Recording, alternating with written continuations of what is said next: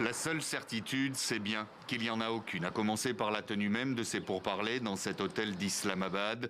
Téhéran le rappelle en fin d'après-midi, les conditions ne sont toujours pas remplies, à savoir l'arrêt des bombardements israéliens sur le Liban, à quoi s'ajoute le déblocage des actifs iraniens. Washington préfère jouer la carte de l'optimisme au moment d'embarquer pour le Pakistan.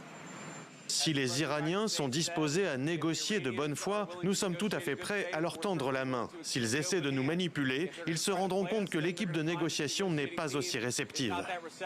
Le vice-président des États-Unis qui doit conduire la délégation américaine, à propos duquel Donald Trump faisait il y a encore quelques heures planer le doute sur sa venue pour des raisons de sécurité. Même argument côté Téhéran qui annonçait hier l'arrivée du président du Parlement iranien et sa délégation au Pakistan avant d'effacer le message.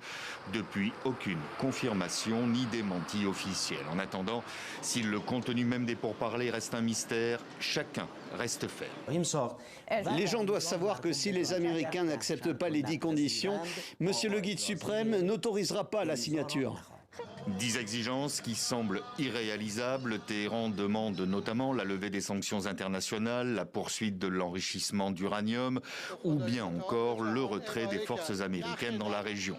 Ce à quoi Washington oppose un texte en 15 points tenu secret déjà rejeté par l'Iran.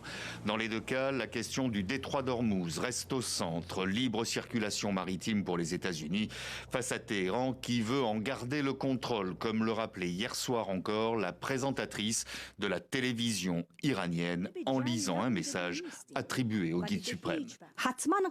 Nous exigerons une réparation pour chaque blessure subie, ainsi que pour les familles de martyrs et des combattants de cette guerre. Et la gestion du détroit d'Ormuz sera entièrement repensée. Et Donald Trump recadre immédiatement. Privatiser le détroit d'Ormuz, c'est hors de question. Un face-à-face encore à distance où les occasions ne manquent déjà pas pour que tout déraille au moindre accroc.